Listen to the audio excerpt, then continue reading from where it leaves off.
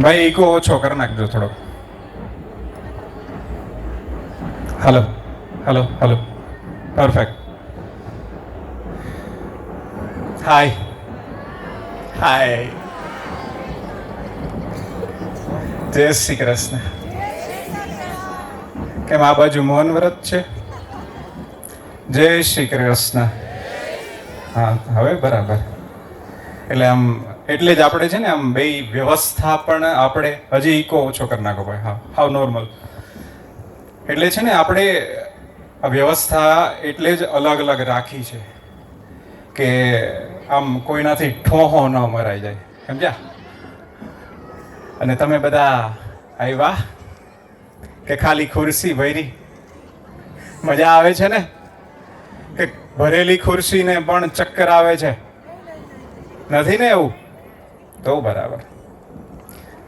પેલું કહેવાય છે ને કે અમારી અરજને ફરજ ગણીને આવ્યા, એ બધાનો પણ આભાર. એની સાથે પોતાના જૂના બૂટને નવા દેખાય એવી રીતે પોલિશ કરીને આવ્યા, એ બધાનો પણ આભાર. અને અર્જુનની આંખની જેમ જેણે પોતાની તીક્ષ્ણ નજર મારા દ્વારા મોકલાયેલા કાર્ડમાં એની તીક્ષ્ણ નજર માત્ર ને માત્ર જમવાના સમય પર પહોંચી હતી પહેલા, એ બધા આવ્યા, એનો પણ આભાર. અને કેટલાય કંકાસો અને કેટલી વિડંબનાઓ, બહાર કાર પાર્કિંગ કરી, ગાડી પાર્કિંગ કરી, તેની સાથે પાર્ક કરીને આવ્યા, એ બધાયનો આપ સૌનો કોટી કોટી આભાર. હું મારા પરિવાર તરફથી આપ સૌનો કોટી કોટી વંદન કરું છું. ખૂબ ખૂબ ધન્યવાદ. અને પેલું કહેવાય છે ને કે તમે મન મૂકીને વરસો, તમે મન મૂકીને વરસો, માવઠું આપણને નહીં ફાવે.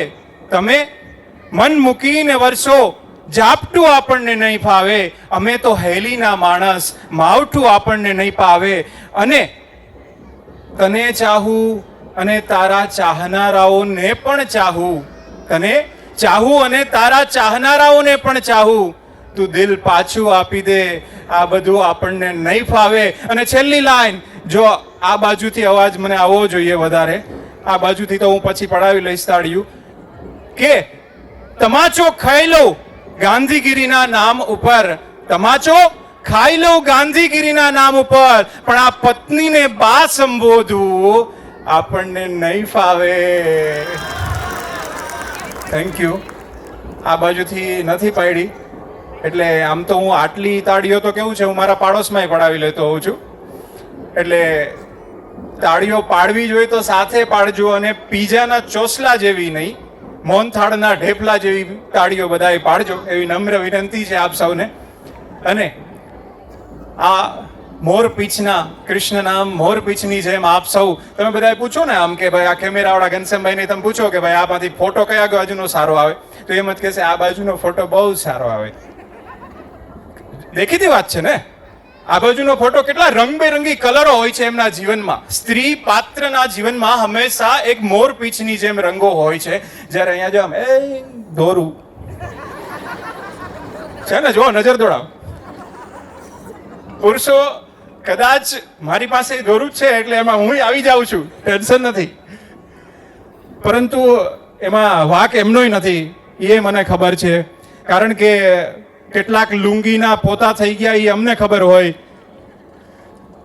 એટલે હસવું ના આવે, બરાબર છે. ઓલા કહેવાય ને, ઓલા પીઠીના ઘા હજી દુખતા હોય એટલે ન આવે હસવું. પણ શ્રેષ્ઠ જીવન છે. તમે બધા અહીંયા પધાર્યા અને અમારા આ સરસ મજાના એક પ્રસંગની અંદર આપ મારા ખાલી ગુલદસ્તામાં જેમ રંગો ભરેલા પુષ્પો સચવાય છે એ બદલ પધાર્યા. આપ સૌનો કોટી કોટી આભાર ફરીથી એક વખત. અને તે સાથે મારે બે વસ્તુ અહીંથી કહેવી છે. મને જો કોઈ જીવનમાં, આમ તો હું છે ને ઘણા બધા આર્ટિકલ્સો, નોવેલ્સ બધામાં હું લખતો હોઉં છું, પરંતુ મને જનરલી કોઈ 4 અક્ષરમાં જો કોઈ મને જીવનને સમાવવાનું કહે ને, તો એ 4 અક્ષરની અંદર પ્રિયજન એવું લખીશ. કારણ કે એ પ્રિયજન, પેલું કહેવાય ને કે કૃષ્ણ ભગવાન જ્યારે ગિરિરાજને ઉઠાવે છે ત્યારે એને ખબર છે મેં ઉઠાવ્યો છે.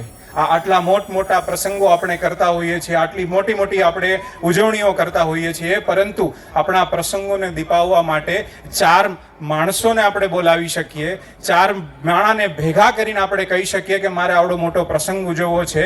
એ પ્રિયજનોને ઓલું કહેવાય છે ને કે સ્વિટ્ઝરલેન્ડ જાઓ, આફ્રિકા જાઓ કે દુબઈ જાઓ, ગમે ત્યાં જાઓ, પણ આપણો થાક જે છે એ ઘેર આવીને ઉતરે છે. અને જેના ઘરે આવીને પણ થાક નથી ઉતરતા. ઘરે આવીને થાક કઈ રીતે ઉતરે મિત્રો? 4 દિવાલને જોઈને થાક નથી ઉતરતો. આપણા પ્રિયજન, આપણા સ્વજનોને જોઈને આપણો થાક ઉતરતો હોય છે. તો અમારા થાક ઉતારવા બદલ આપ સૌનો કોટી આભાર. એકવાર જોરદાર તાળીઓ પોતાના માટે પાડો. Thank you. અને આપણે બહુ ઇનસિક્યુરિટીમાં જીવતા થઈ ગયા છીએ આજનો સમયમાં. નેહાબેન તો ઘણા બધા પ્રોગ્રામો કરતા હશે એટલે એને ખબર છે કે લોકો, તમને સાદામાં સાદું એક્ઝામ્પલ આપું ને તો આપણને વોટ્સઅપમાં જે લોકોએ મેસેજ મોકલ્યા, આપણે મેસેજ નથી જોતા. આપણે એમાં એવું જોઈએ કે ભાઈ આમાં ઓલો ડિલીટ થઈ ગયેલો મેસેજ હતો, એમાં શું હતું? આપણને ડિલીટ થઈ ગયેલા મેસેજની સૌથી વધારે ઇનસિક્યુરિટી છે કે એ ડિલીટ થઈ ગયેલા મેસેજમાં શું હતું. બાજુવાળાના ઘરે લાઇટ ગઈ છે, આપણે પહેલા ચેક કરીએ. આપણી ઘરે લાઇટ ગઈ હોય ને એટલે બાજુવાળાને પૂછીએ કે ભાઈ લાઇટ તમારે ગઈ છે? બાજુવાળા એમ કે ના મારે તો નથી ગયો. એટલે આપણે તરત ફોન કરીએ, હેલો જાનુ, 2 કલાક થયા લાઇટ નથી. આપણને આપણી ગાડી કરતા બીજાની ગાડી વધારે સુંદર લાગે છે.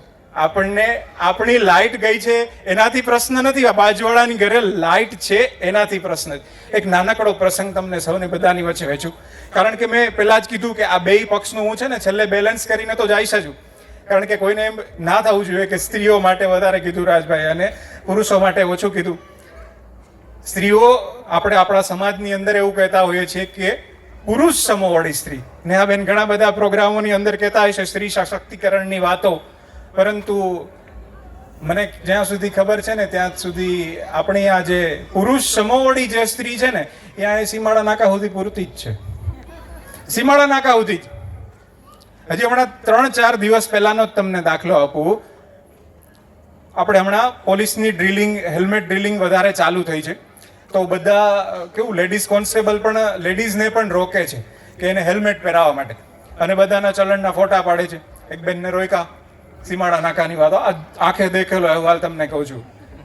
ત્યાં ઊભા રાખ્યા, ઊભા રાખીને પૂછે છે કે બોલો બેન હેલ્મેટ ક્યાં છે?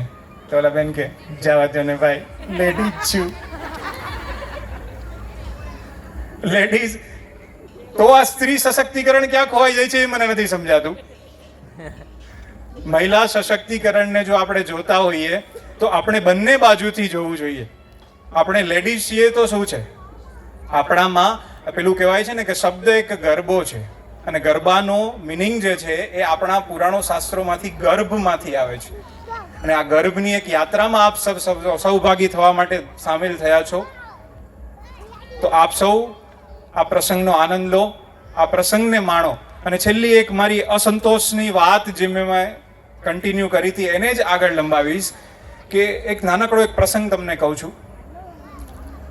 એક જીવતો જાગતો મેં જોયેલો પ્રસંગ, કારણ કે હું એક્સપિરિયન્સ અને ટ્રાવેલિંગ બહુ કરું છું તો મને જાજુ ઘણું બધું જાણવા અને જોવા મળતું હોય છે. એક વખત આઈ થિંક નડિયાદ આજુબાજુ અમે ક્યાંક એક પ્રોગ્રામ માટે ગયા હતા.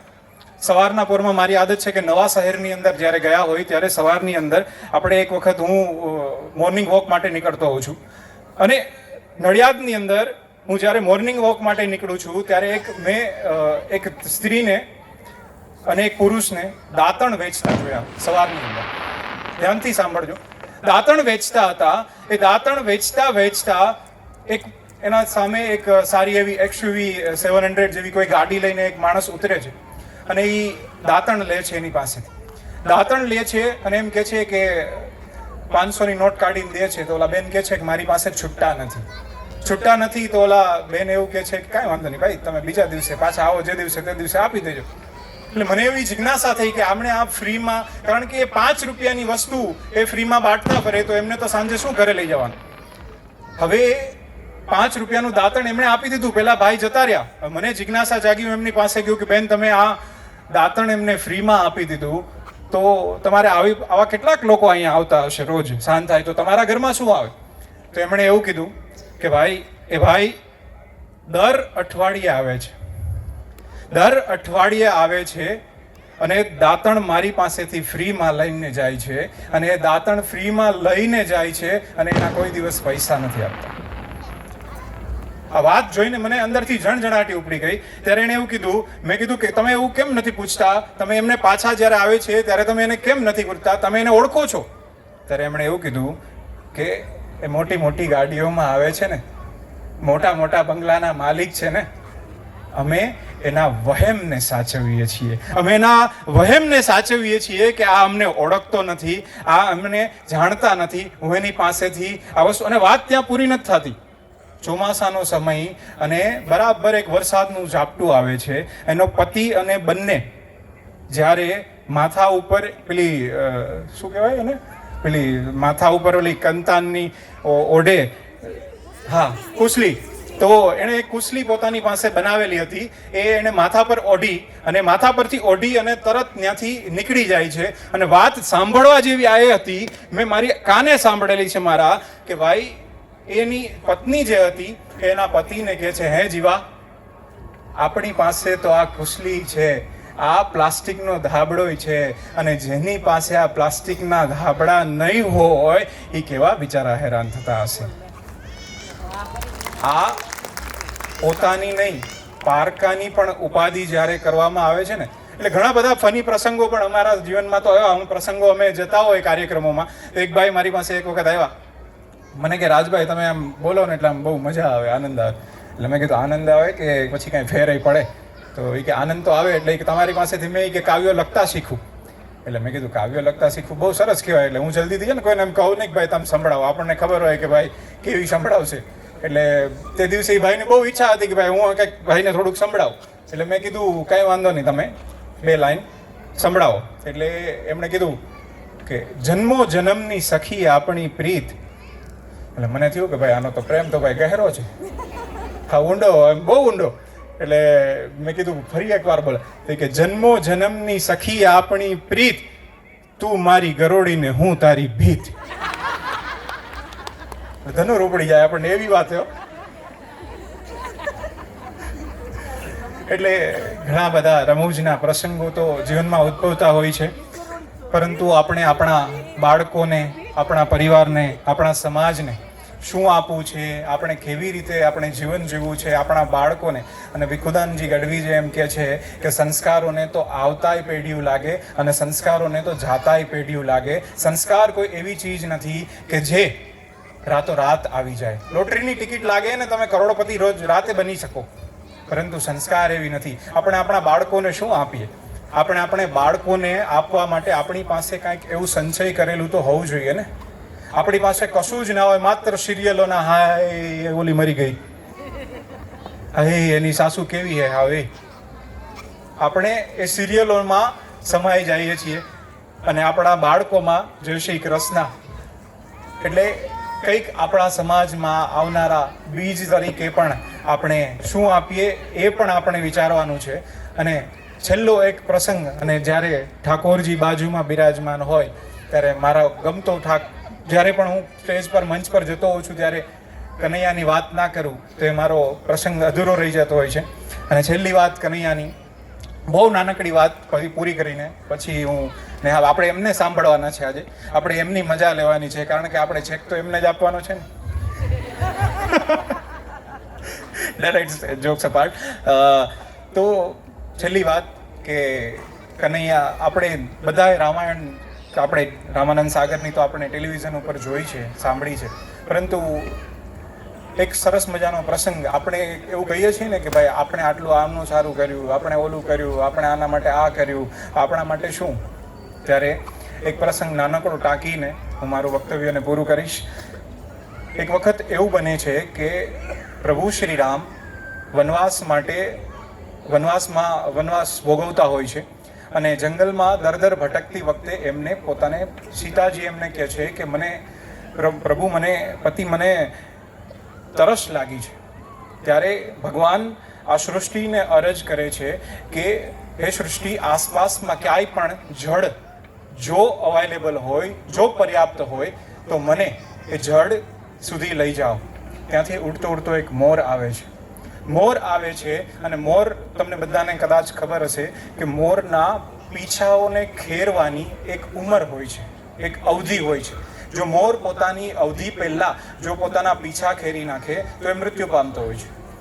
તો મોર પોતાના એમ કહે છે કે પ્રભુ તમે મારી પાછળ પાછળ આવો, મારી ગતિ થોડી વધારે હશે એટલે હું મારા પોતાના પીછાને ખેરતો જઈશ, હું મારા પીછાને ખેરતો જઈશ, તમે પીછાના પગલી પગલીએ પાછળ આવો, હું તમને જળાશય સુધી લઈ જઈશ.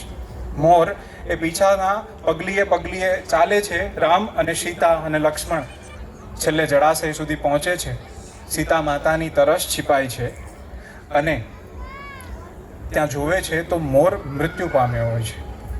મોર મૃત્યુ પામ્યો હોય છે ત્યારે પ્રભુ એમને કહે છે, હાથમાં લઈ અને એને કહે છે કે તે મારા આ ભવની, આ જીવનની તરસને તે छिपाવી છે. આવતા ભવે, આવતા જન્મે હું તને મારા માથા પર, મારા મસ્તિષ્ક ઉપર બિરાજમાન કરીશ. અને શ્રી કૃષ્ણ પોતાના મસ્તિષ્ક ઉપર મોરપીંછને બિરાજમાન કરે છે. એટલે આ કર્મણે વાધિકારસ્ય મા ફલેષુ કદાચનની જે આ વાતો છે એ ખાલી શાસ્ત્રો પૂરતી નથી, ટોટલ આપણા જીવનમાં પણ એપ્લિકેબલ છે. અને આ દેખનારો જોનારો તો કોઈ ના કોઈ છે જ. તો આપ સૌ અહીંયા પધાર્યા એ બદલ આપ સૌનો ફરીવાર એકવાર કોટી કોટી આભાર. અને છેલ્લે આપની લાગણીઓ અમારી ઉપર આવીને આવી રીતે વરસાવતા રહેજો એ બદલ આપ સૌના ચરણોમાં વધારે નહીં પણ 2 ઢોસા, એકાદ વાટકી રબડી અને ભજીયા ચટણી સાથે અર્પણ કરું છું. ધન્યવાદ. Thank you.